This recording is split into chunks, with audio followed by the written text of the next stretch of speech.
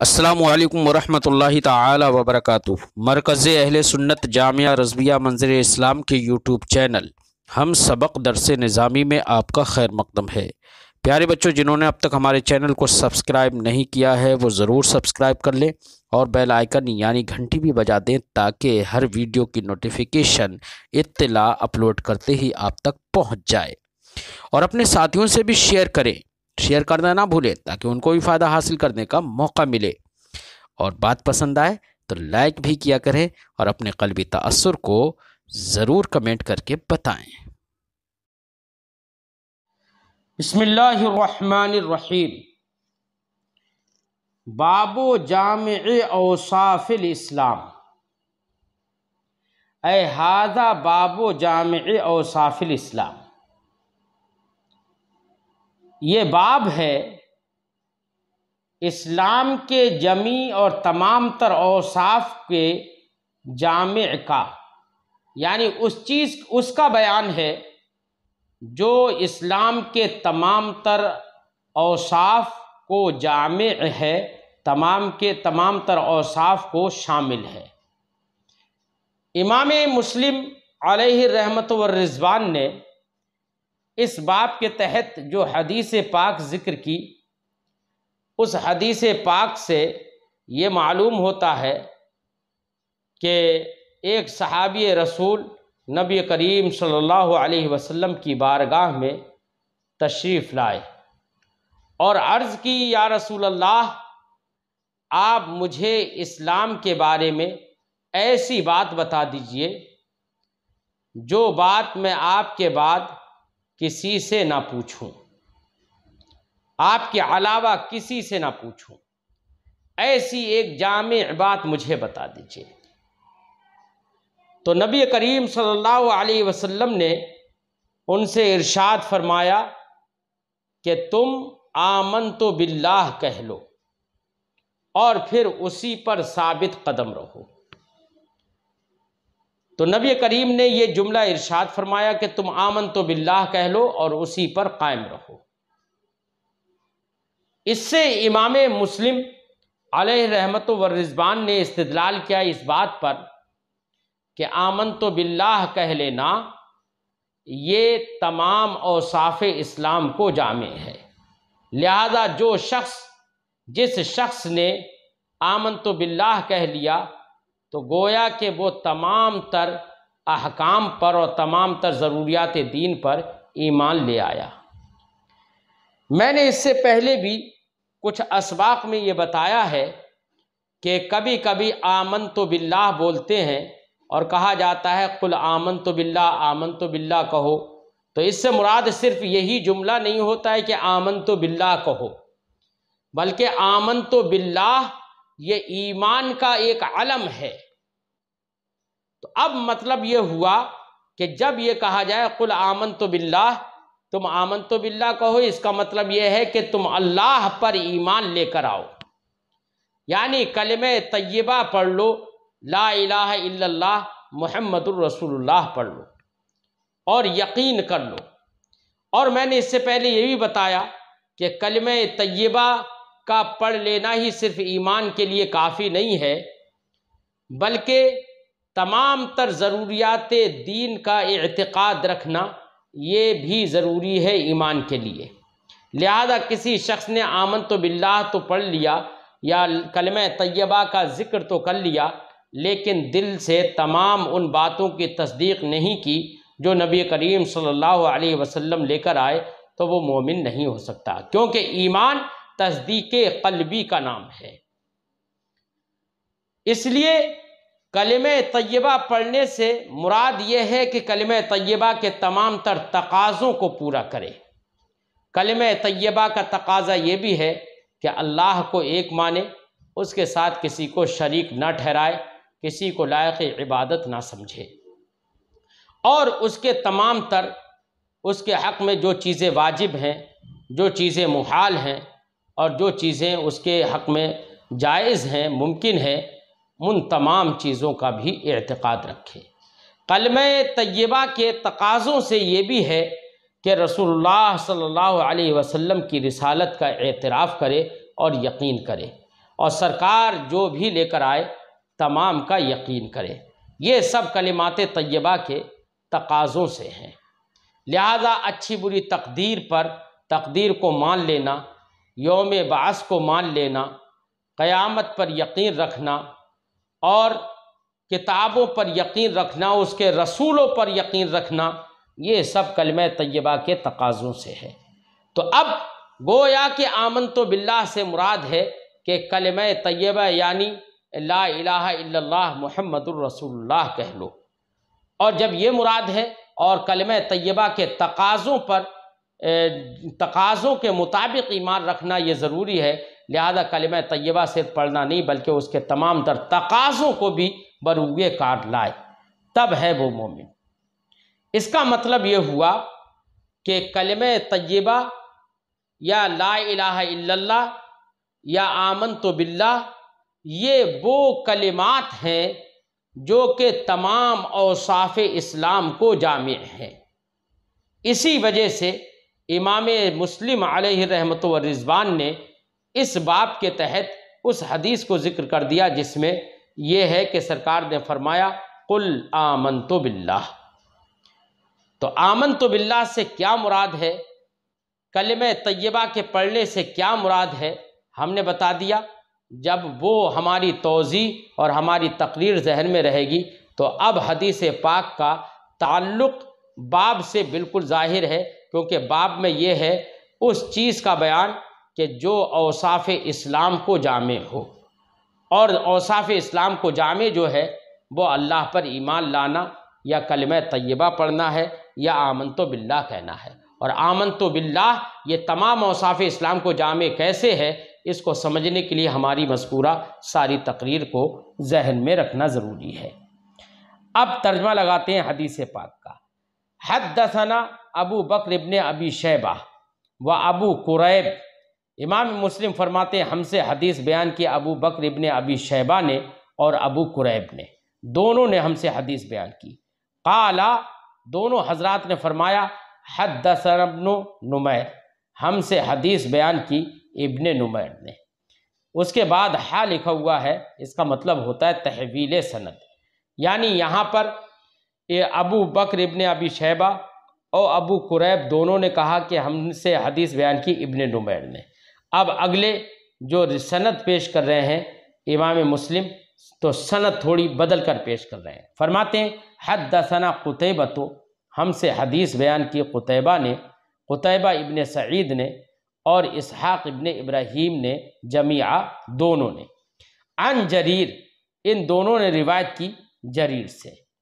پھر تحویل سند کے طور پر ایک دوسری سند پیش کر رہے ہیں۔ فرماتے ہیں وحدثنا ابو قریب، ہم سے حدیث بیان کی ابو قریب نے، قال، انہوں نے کہا حدثنا ابو اسامہ، ہم سے حدیث بیان کی ابو اسامہ نے۔ اب اتنے سب راوی جتنے ذکر کیے گئے، ان تمام راویوں نے کلہم عن ہشام، ان تمام راویوں نے روایت کی ہے ہشام ابن عروہ سے، اور ہشام ابن عروہ وہ روایت کرتے ہیں اپنے والد عروہ سے، اور وہ روایت کرتے ہیں عن سفیان ابن عبداللہ الثقفی، سفیان ابن عبداللہ الثقفی سے۔ قال، سفیان ابن عبداللہ الثقفی نے فرمایا قلت یا رسول اللہ، میں نے کہا یا رسول اللہ، قل لی فی الاسلام قولا لا اسأل عنہ احدا بعدک، یا رسول اللہ اسلام کے سلسلے میں مجھ سے ایک ایسی جامع بات فرما دیجئے، بیان کر دیجئے، لا اسأل عنہ احدا بعدک، کہ میں آپ کے بعد اس کے بارے میں کسی سے نہیں پوچھوں۔ یہ حضرت سفیان ابن عبداللہ الثقفی نے سرکار سے عرض کی، یعنی ایسی جامع بات بیان فرما دیجئے۔ تو سرکار نے جامع بات کو بیان کرنے کے لیے ارشاد فرمایا کیا؟ اچھا، یہاں پر تو ہے لا اسأل عنہ احدا بعدک ہے، جبکہ ابو اسامہ کی حدیث میں یہاں پر بعدک کی جگہ غیرک ہے، کہ یا رسول اللہ مجھے ایسی بات بیان کر دیں جس کو میں آپ کے علاوہ کسی سے نہ پوچھوں۔ اسی کو امام مسلم نے فرمایا وفی حدیث ابی اسامہ غیرک، ابو اسامہ کی حدیث میں بعدکا کی جگہ غیرکا ہے۔ قالا، تو سرکار نے جواب میں ارشاد فرمایا، قل آمنت باللہ، آمنت باللہ کہو، ثم استقم، پھر اسی پر ثابت قدم رہو، اسی پر ثابت قدم رہو۔ یہ بالکل ایسے ہی ہے جیسے کہ اللہ رب العزت نے ارشاد فرمایا۔ اللہ نے ارشاد فرمایا کہ جن لوگوں نے کہا، جو لوگ ایمان لے کر آئے اور اس پر ثابت قدم رہے،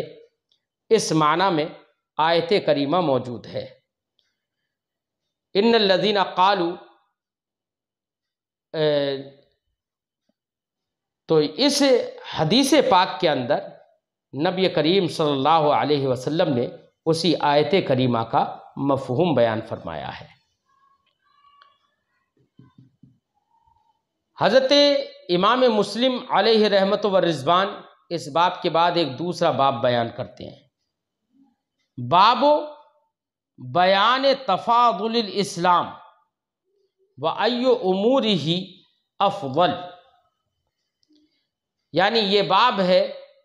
اسلام کے تفاضل کے بیان میں، کہ اسلام کے اوصاف اور اس امور اسلام بعض کو بعض پر فضیلت حاصل ہے، اور اس بیان میں ہے ایو امور ہی افضل، کہ اسلام کے امور میں سے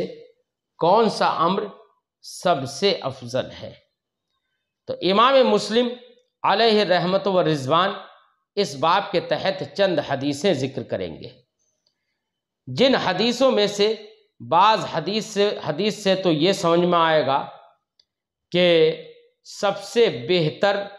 عادت اور سب سے بہتر خصلت یہ ہے اسلام میں کہ تم غریبوں کو، دوسرے مسلمانوں کو کھانا کھلاؤ، اور جن مسلمانوں کو تم جانتے ہو یا نہیں بھی جانتے ہو تو ان کو سلام کہو، ان پر السلام علیکم، ان سے سلام کرو، یہ سب سے بہتر عمل ہے۔ کسی حدیث میں تو سرکار نے یہ فرمایا، جبکہ کسی حدیث میں سرکار نے یہ فرمایا کہ سب سے بہتر عمل اور سب سے بہتر اسلام اس شخص کا ہے کہ جس کے ہاتھ سے اور زبان سے دیگر مسلمان محفوظ رہیں۔ یہاں پر سرکار نے یہ یعنی اسلام مسلمانوں کا اس کے ہاتھ اور زبان سے محفوظ رہنے کو سب سے بہتر عمل قرار دیا، جبکہ نبی کریم صلی اللہ علیہ وسلم نے کچھ احادیث میں فرمایا کہ سب سے بہتر عمل یہ ہے کہ انسان دوسرے کو پانی پلا دے، اور کہیں پر فرمایا کہ سب سے بہتر عمل یہ ہے کہ انسان اللہ کو ایک مانے۔ تو اب جو امام مسلم نے چند روایتیں، چند حدیثیں ذکر کی ہیں جس میں الگ الگ چیزوں کا ذکر ہے، اب سوال یہ ہوتا ہے کہ ان تمام تر اعمال میں سب سے بہتر تو کوئی ایک ہی عمل ہو سکتا ہے، جبکہ نبی کریم صلی اللہ علیہ وسلم کہیں پر فرمانا ہے کہ سب سے بہتر عمل جہاد ہے، کہیں پر فرمانا ہے سب سے بہتر عمل مسلمانوں کو کھانا کھلانا ہے، کہیں پر فرمانا ہے سب سے بہتر عمل نصیحت کرنا ہے، کہیں پر فرمانا ہے کہ سب سے بہتر عمل وہ مسلمان کے ہاتھ اور زبان سے محفوظ رہنا ہے، کہیں پر فرمانا ہے کہ سلام کرنا ہے۔ تو یہ سب سے بہتر عمل تو کوئی ایک ہی ہو سکتا ہے، جبکہ یہ احادیث کہہ رہی ہیں کہ یہ بھی سب سے بہتر عمل ہے، یہ بھی سب سے بہتر عمل ہے، وہ بھی سب سے بہتر عمل ہے۔ تو یہ کیسے ہو سکتا ہے؟ تو اس کا جواب یہ ہے کہ نبی کریم صلی اللہ علیہ وسلم کا جو یہ فرمان ہے وہ مخاطبین کے احوال کے لحاظ سے ہے اور موقع اور محل کے اعتبار سے جواب ہے۔ کسی شخص نے سوال کیا، یا رسول اللہ سب سے بہتر عمل کون سا ہے؟ تو سرکار نے دیکھا یہ شخص اس جگہ سے تعلق رکھتا ہے جس جگہ میں لوگ دوسروں کو کھانا کھلانے میں کنجوسی کرتے ہیں اور سخاوت اور ضیافت کا اہتمام نہیں کرتے،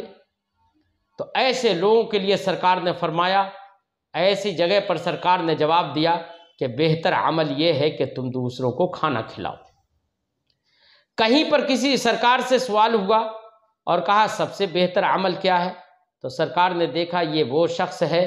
کہ جو جہاد میں جانے سے بچنا چاہتا ہے، تو ایسے وقت میں سرکار نے فرمایا سب سے بہتر عمل جہاد کرنا ہے۔ کہیں پر سرکار سے سوال ہوا کہ سب سے بہتر عمل کیا ہے، تو سرکار نے ملاحظہ فرمایا کہ یہ وہ لوگ ہیں کہ جو دوسروں پر سلام کرنے سے کتراتے ہیں یا زیادہ تر سلام نہیں کرتے، سلام کرنے میں بخل کرتے ہیں۔ تو سرکار نے وہاں پر فرما دیا سب سے بہتر عمل سلام کرنا ہے۔ کہیں پر سرکار سے سوال ہوا سب سے بہتر عمل کیا ہے، تو سرکار دو عالم صلی اللہ علیہ وسلم نے ملاحظہ فرما لیا کہ یہ وہ لوگ ہیں کہ جو زیادہ تر مسلمانوں کو تکلیف دینے سے یا مسلمانوں کی ایذا رسانی سے گریز کم کرتے ہیں۔ تو ایسے وقت میں سرکار نے ارشاد فرمایا کہ سب سے بہتر عمل اس شخص کا ہے کہ جس کے ہاتھ سے اور زبان سے مسلمان محفوظ رہیں۔ تو میرے نبی صلی اللہ علیہ وسلم کی نگاہ نبوت ہر آدمی کی حالت کو پڑھ لیتی تھی، ہر آدمی کے اندرونی کیفیت کو سمجھ لیتی تھی۔ سرکار دو عالم صلی اللہ علیہ وسلم کی نگاہوں سے کسی کا حال مخفی نہیں تھا، اس لیے ہر آدمی کے حال کے لحاظ سے کہ ہر جگہ کا حال معلوم تھا سرکار کو، تو کس جگہ پر لوگ کیسے رہتے ہیں ان کے مطابق سرکار نے الگ الگ اعمال کو افضل اسلام بتایا اور بہتر عمل قرار دیا۔ یہ جواب ہے ان مختلف روایتوں کا جن سے آپ کے سامنے میں نے تعارض پیش کیا تھا کہ شبہ اور تعارض یہ ہوتا ہے کہ ایک ہی عمل سب سے بہتر ہو سکتا ہے، تو سرکار نے کہیں کسی کو بہتر قرار دیا، سرکار نے کہیں کسی کو بہتر قرار دیا۔ یہ ایسا کیسے ہو سکتا ہے؟ جواب امید ہے آپ کے سمجھ میں آ گیا ہوگا۔ اب حدیث پاک پڑھتے ہیں۔ حدثنا قتیبہ بن سعید، ہم سے حدیث بیان کی قتیبہ ابن سعید نے، قال، انہوں نے فرمایا، حدثنا لیث،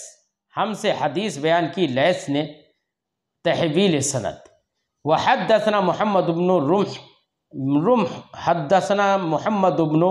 رمح بن المہاجر، ہم سے حدیث بیان کی محمد ابن رمح ابن مہاجر نے،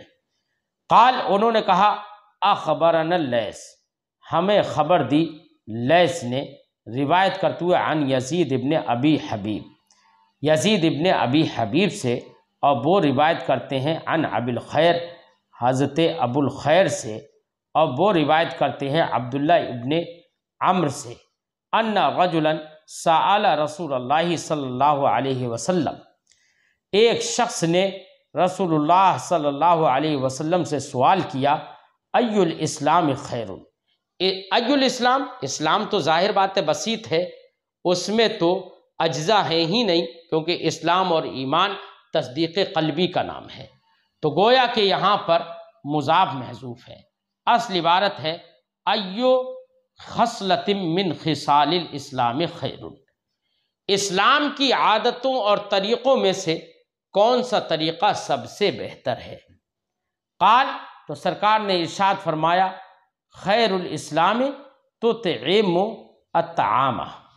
یہ تطعم الطعام، یہ خیر الاسلام مبتدا محذوف ہے اس کا، اور تطعم الطعام اس کی خبر ہے، اور آپ جانتے ہیں کہ تطعم الطعام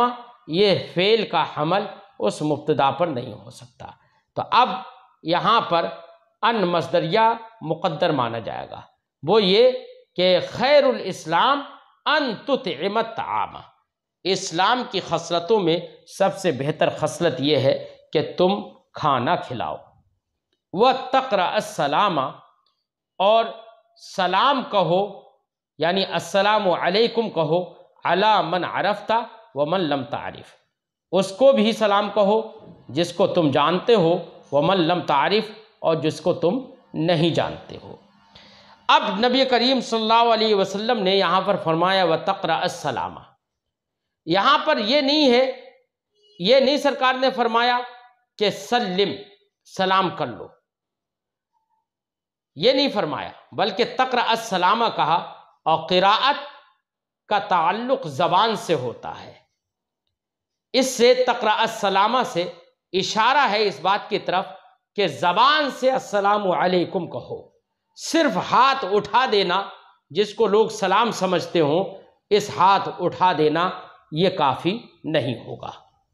اس لیے ہمارے علماء نے فرمایا کہ سلام کے لیے صرف ہاتھ اٹھا دینا یہ ممنوع ہے، اور زبان سے ہی السلام علیکم کہنا یہی سنت ہے۔ سرکار نے فرمایا وَتَقْرَأَ السَّلَامَ عَلَى مَنْ عَرَفْتَ وَمَنْ لَمْ تَعْرِفْ، اس کو سلام کہو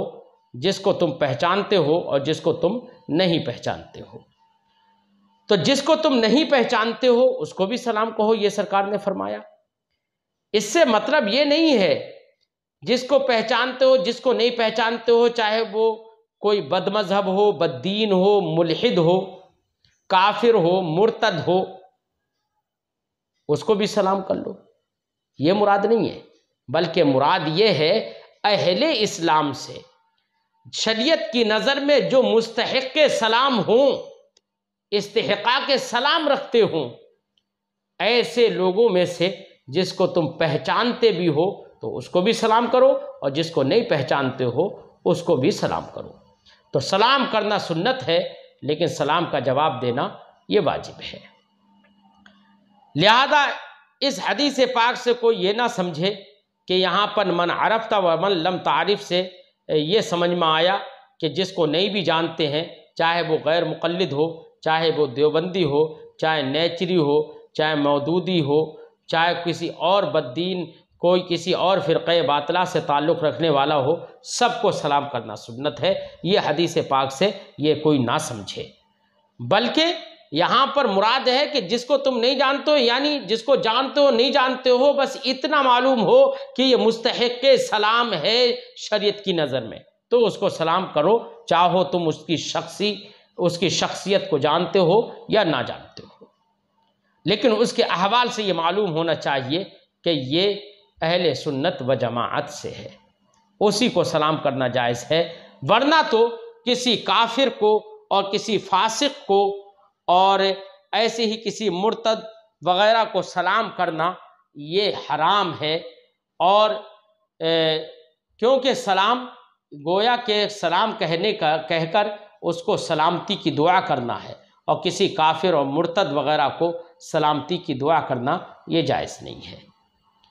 اس لیے حرام ہے۔ فاسق بلکہ کافر کو تو سلام کرنا اگر اس جہت سے یہ سلامتی کی نیت سے کرے تب تو کافر بھی ہو جائے گا سلام کرنے والا۔ ایسے ہی ہمارے فقہا نے فرمایا کہ فاسق و فاجر کو بھی سلام کرنا یہ حرام ہے۔ لہذا کہیں پر ہمارے فقہا نے فرمایا کہیں پر بہت سارے لوگ جمع ہوں اور ان میں فساق اور فجار بھی ہوں اور صالحین بھی ہوں، تو ایسی جگہ پر سلام کرے صالحین کی نیت سے، فساق و فجار کی نیت سے سلام نہ کرے، کیونکہ سلام کرنے میں ان کی تعظیم ہے، اور کسی کافر اور فاسق کی تعظیم کرنا یہ حرام ہے، یہ ہمارے فقہا نے فرمایا۔ اور کہیں پر آدمی مشکوک ہے، ہمیں یہ سمجھ میں نہیں آ رہا ہے کہ یہ بددین ہے یا صحیح سنی صحیح عقیدہ ہے، یہ معلوم نہیں ہو پا رہا ہے، یا ایسا شخص ہے تو ایسے شخص کو کیسے سلام کرے؟ اگر سلام کرنا مصلحت ہو تو کیسے سلام کرے؟ تو ہمارے فقہا نے فرمایا ایسی جگہ پر السلام علیکم نہ کہے، بلکہ کہے السلام علی من اتبع الہدی، یہ کہے۔ ایسے ہی اگر کہیں پر کوئی فاسق و فاجر ہے لیکن صاحب اقتدار ہے، کہ آدمی کو یہ اندیشہ ہے کہ اگر میں نے سلام نہیں کیا تو یہ شخص مجھ کو تکلیف پہنچائے گا، ایذا رسانی کا اندیشہ ہے، تو ہمارے فقہا نے فرمایا ایسی جگہ پر یہ نیت کر کے کہ یہ ایذا مطلب یہ سوچ کر کہ یہ مجھے تکلیف پہنچائے گا، اس کو سلام کر لینا جائز ہے، اور یہ شخص تعظیم فاسق کا جو گناہ ہے اس گناہ سے دور رہے گا اور اس کی طرف وہ گناہ عائد نہیں ہوگا۔ آگے فرماتے ہیں وحدثنی ابو الطاہر، مجھ سے حدیث بیان کی ابو الطاہر احمد ابن عمرو ابن عبداللہ ابن سرح المصری نے، قال انہوں نے کہا اخبرنا ابن وہب، ہمیں خبر دی ابن وہب نے روایت کرتے ہوئے عن ابن عمرو ابن الحارث سے، عمرو ابن الحارث سے عن یزید ابن ابی حبیب، اور وہ روایت کرتے ہیں یزید ابن ابی حبیب سے، عن ابی الخیر، اور وہ روایت کرتے ہیں ابو الخیر سے، انہو سمع عبداللہ ابن عمرو ابن العاص، کہ ابو الخیر نے عبداللہ ابن عمرو ابن عاص کو کہتے ہوئے سنا، یقول کہتے ہوئے سنا، کیا ان رجلا سأل رسول اللہ صلی اللہ علیہ وسلم، کہ ایک شخص نے رسول اللہ صلی اللہ علیہ وسلم سے پوچھا، فقال، تو اس نے سوال میں کہا ای المسلمین خیر، یا رسول اللہ مسلمانوں میں سب سے بہتر کون ہے؟ فقال، تو سرکار نے ارشاد فرمایا من سلم المسلمون من لسانہ و یدہ، مسلمانوں میں سب سے بہتر وہ ہے کہ جس کے زبان سے اور ہاتھ سے دوسرے مسلمان محفوظ رہیں۔ یہ سرکار نے جواب میں ارشاد فرمایا، یعنی بہتر مسلمان وہ ہے کہ جس کے ہاتھ سے اور زبان سے مسلمان محفوظ رہیں۔ اب یہاں پر من لسانہ و یدہ سرکار نے فرمایا، کیونکہ عام طور سے تکلیف اور ایذا رسانی جو ہوتی ہے زبان سے ہوتی ہے اور ہاتھ سے ہوتی ہے۔ ہاتھ سے تو ایذا رسانی اسی آدمی کو ہو سکتی ہے جو آدمی آپ کے سامنے ہو، تو اس کو آپ ہاتھ سے مار سکتے ہیں، اس کی طرف ہاتھ کے ذریعے سے کچھ غلط بات کا اشارہ کر سکتے ہیں، تو ہاتھ کے ذریعے سے جو سامنے ہے اسی کو ایذا رسانی ہو سکتی ہے۔ لیکن زبان کے ذریعے سے تکلیف سامنے والے کو بھی دی جا سکتی ہے، جو سامنے نہ ہو بلکہ غائب ہو اس کو بھی تکلیف پہنچائی جا سکتی ہے۔ زبان کے ذریعے سے تکلیف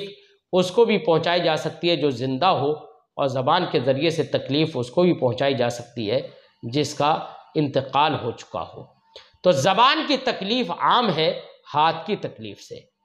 اور زبان کی تکلیف کبھی کبھی ایسی ہوتی ہے، کیونکہ ہاتھ کی تکلیف کا ایسی بھی ہوتی ہے جو تھوڑے دن کے بعد وہ ختم ہو جاتی ہے، لیکن زبان کبھی کبھی ایسی تکلیفیں دیتی ہے جو انسان مرتے دم تک ختم نہیں کرتا، اس کے دل سے نہیں نکلتی ہیں۔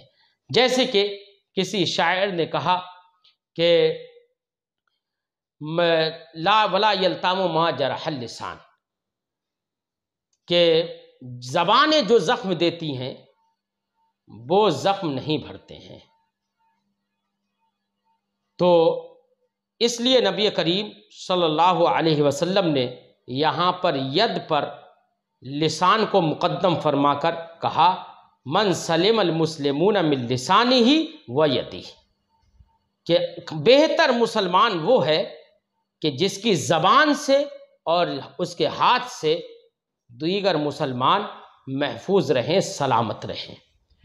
تو اب آپ کے ذہن میں بات آ گئی ہوگی کہ یہاں پر سرکار نے من لسانہ و یدہ فرمایا، یعنی لسان کو مقدم فرمایا۔ لسان کو کیوں مقدم فرمایا اس کی وجہ آپ کے سمجھ میں آ گئی ہوگی، کیونکہ لسان یعنی زبان کی تکلیف جو ہوتی ہے ہاتھ کی تکلیف سے زیادہ عام ہوتی ہے۔ حدثنا الحسن الحلوانی، امام مسلم فرماتے ہیں ہم سے حدیث بیان کی حسن حلوانی نے اور عبد ابن حمید نے جمیعاً، دونوں نے ہم سے حدیث بیان کی، روایت کرتے ہوئے عن ابی عاصم، حضرت ابو عاصم سے، قال، حضرت ابو عاصم نے فرمایا عبد اخبرنا ابو عاصم قال عبد عن ابی عاصم قال عبد، ابو عاصم سے روایت ہے، وہ فرماتے قال عبد، ایک بندے نے کہا، اخبرنا ابو عاصم، یا عبد نے کہا کہ ہمیں خبر دی ابو عاصم نے، وہ روایت کرتے ہیں ابن جریح سے، انہو سمع ابا الزبیر، کہ ابن جریح نے سنا ابو الزبیر کو کہتے ہوئے، کیا کہتے ہوئے سنا؟ وہ کہتے ہیں سمعت جابرا، میں نے جابر کو کہتے ہوئے سنا،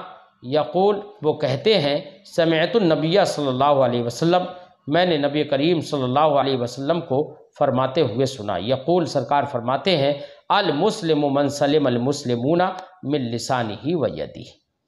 مسلمان وہ شخص ہے جس کی زبان سے اور ہاتھ سے دیگر مسلمان سلامت رہیں۔ یعنی وہ مسلمان ہے۔ کیا ہاتھ اور زبان سے محفوظ رکھنا یہ ایمان ہے؟ کیا یہ اسلام ہے؟ نہیں۔ تو اصل میں یہاں پر مراد یہ ہے کہ کامل مسلمان اور بہتر مسلمان وہ شخص ہے جس کی زبان سے اور ہاتھ سے مسلمان سلامت رہیں۔ امام مسلم فرماتے ہیں، وحدثنی سعید بن یحییٰ بن سعید الاموی، مجھ سے حدیث بیان کی سعید ابن یحییٰ ابن سعید الاموی نے، انہوں نے فرمایا حدثنی ابی، مجھ سے حدیث بیان کی میرے والد نے، وہ فرماتے ہیں حدثنی ابو بردہ، مجھ سے حدیث بیان کی ابو بردہ نے، ابو بردہ بن عبداللہ ابن ابی بردہ نے، ابی بردہ بن ابی موسیٰ نے، اور یہ روایت کرتے ہیں ان ابی بردہ، حضرت ابو بردہ سے، ان ابی موسیٰ، اور وہ روایت کرتے ہیں حضرت ابو موسیٰ سے، قال، انہوں نے کہا، قلت یا رسول اللہ، میں نے کہا یا رسول اللہ، ای الاسلام افضل، اسلام کا کون سا فعل افضل ہے؟ ای خصلۃ من خصال الاسلام افضل، یہ اصلی عبارت ہوگی، اسلام کے خصلتوں میں سے کون سی خصلت سب سے فضیلت والی ہے؟ قال، سرکار نے فرمایا، من سلم المسلمون من لسانہ و یدہ، اسلام کی سب سے بہتر خصلت یہ ہے، سب سے افضل یہ ہے اسلام، وہ شخص جس کے زبان سے اور اس کے ہاتھ سے مسلمان محفوظ رہیں۔ یعنی خیر الاسلام اسلام و من سلم المسلمون من لسانہ و یدہ، یہ اصلی عبارت ہے۔ بہتر اسلام اس شخص کا اسلام ہے، من سلم المسلمون من لسانہ و یدہ، جس کے ہاتھ سے اور زبان سے مسلمان محفوظ رہیں۔ امام مسلم علیہ رحمہ فرماتے ہیں، وحدثنیہ ابراہیم ابن سعید الجوہری، یہی حدیث مجھ سے بیان کی ابراہیم ابن سعید جوہری نے، قال، انہوں نے فرمایا، حدثنا ابو اسامہ، ہم سے حدیث بیان کی ابو اسامہ نے، قال، انہوں نے کہا، حدثنی برید ابن عبداللہ، مجھ سے حدیث بیان کی برید ابن عبداللہ نے، بہذا الاسناد، اسی سند کے ساتھ، قال، فرمایا، سئل رسول اللہ صلی اللہ علیہ وسلم، رسول اللہ صلی اللہ علیہ وسلم سے سوال کیا گیا، ای المسلمین افضل، مسلمانوں میں کون سا مسلمان سب سے فضیلت والا ہے؟ فذکر مثلہ، تو سرکار دو عالم صلی اللہ علیہ وسلم نے ویسا ہی جواب دیا جو اس سے پہلے روایت میں گزر چکا۔ سرکار نے فرمایا، من سلم المسلمون من لسانہ و یدہ، یہ سرکار نے فرمایا۔ خلاصہ باب بھی ہم نے بتا دیا، باب کے تحت جو احادیث آئیں ان کے الفاظ جہاں پر ضرورت ہوئی تفصیل کی اور توضیح کی، وہ ہم نے توضیح اور تفصیل بھی کر دی، اور اب ہم گفتگو کو یہیں پر ختم کرتے ہیں۔